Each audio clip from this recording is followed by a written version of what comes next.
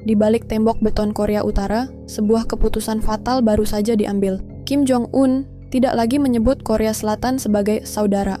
Dia menyebut mereka target utama pemusnahan. Kita akan membedah tuntas mengapa tahun 2026 adalah tahun paling berbahaya dalam sejarah semenanjung Korea. Dari suksesi putri mahkota yang misterius, hingga data intelijen mengenai hulu ledak nuklir terbaru mereka. Ini adalah laporan lengkap Korea Utara 2026. Kita mulai dengan perubahan paling radikal dalam 70 tahun terakhir. Awal tahun 2026, Kim Jong-un resmi menghapus semua simbol penyatuan Korea.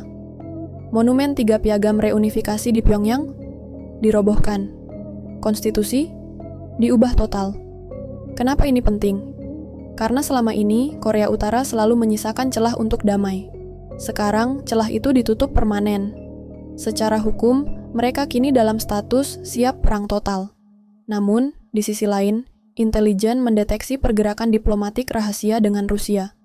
Data Maret 2026 menunjukkan pengiriman 5 juta peluru artileri ke Moskow ditukar dengan teknologi mesin jet terbaru. Korut bukan lagi negara terisolasi, mereka kini menjadi pabrik senjata bagi sekutu-sekutunya. Mereka merasa di atas angin karena merasa memiliki pelindung besar di belakangnya. Setelah politik luar negeri, kita masuk ke dalam istana. Siapa yang akan memegang tombol nuklir jika Kim Jong-un tiada? Jawabannya semakin jelas di tahun 2026. Kim Ju-ae. Dia bukan lagi sekadar anak kesayangan yang diajak jalan-jalan.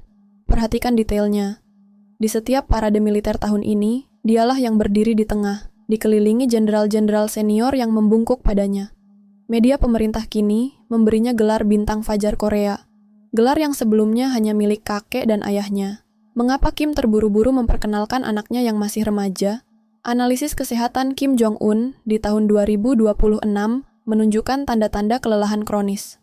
Munculnya Ju-ae adalah sinyal stabilitas, bahwa dinasti Kim tidak akan runtuh, dan program nuklir akan berlanjut hingga generasi keempat. Ini adalah pesan kepada AS dan dunia. Kalian tidak akan bisa bernegosiasi untuk denuklirisasi dengan keturunan saya nanti. Selesai dengan urusan elit, mari kita lihat apa yang terjadi di jalanan Pyongyang dan desa-desa terpencil. Fakta pahit tahun 2026. Ekonomi Korea Utara berada di titik nadir akibat pengalihan dana besar-besaran ke militer. Laporan terbaru dari perbatasan menyebutkan bahwa undang-undang anti pemikiran reaksioner telah ditingkatkan. Hukuman bagi mereka yang tertangkap menonton drama Korea Selatan atau meniru gaya bicara Barat bukan lagi kerja paksa, tapi hukuman mati di depan publik. Kenapa rezim begitu ketakutan? Karena teknologi satelit Starlink dan penyelundupan USB mulai membuat rakyat sadar betapa tertinggalnya mereka. Untuk meredam pemberontakan, Kim Jong-un menggunakan taktik lama. Kelaparan terstruktur. Rakyat dibuat terlalu sibuk mencari makan, sehingga tidak punya energi untuk melawan. Di tahun 2026, loyalitas di Korea Utara dibeli dengan jatah gandum, bukan lagi ideologi. Kini, kita sampai pada bagian paling krusial, kekuatan pemusnah massal mereka. Di Maret 2026, Korea Utara memamerkan Hwasong-19, rudal balistik antar benua yang diklaim mampu mencapai seluruh daratan Amerika Serikat dengan membawa lebih dari 1 hulu ledak nuklir, MIRV. Data riset militer menunjukkan kemajuan pesat pada mesin bahan bakar padat.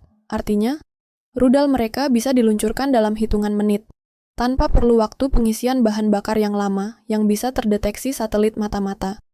Ditambah lagi, pembangunan kapal selam bertenaga nuklir pertama mereka hampir selesai. Jika kapal ini beroperasi, Korea Utara memiliki kemampuan second strike. Artinya, meskipun negara mereka dihancurkan, kapal selam yang bersembunyi di dasar samudra bisa membalas dan menghancurkan kota-kota musuh. Inilah yang membuat Pentagon tidak bisa tidur nyenyak di tahun 2026. Jadi, apakah kita benar-benar diambang kiamat? Korea Utara tahun 2026 bukan lagi negara yang hanya mencari perhatian. Mereka adalah negara nuklir mapan yang merasa tidak punya pilihan lain selain terus mengancam. Pesan terakhir Kim Jong-un tahun ini sangat jelas. Dunia harus menerima mereka apa adanya, atau menghadapi risiko kehancuran bersama. Kita sedang menyaksikan babak baru perang dingin yang jauh lebih panas dari sebelumnya. Bagaimana menurut kalian? Apakah aliansi Rusia-Korut akan memicu perang besar di Asia? Tulis pendapat kalian di kolom komentar. Jangan lupa like jika kalian merasa informasi ini bermanfaat,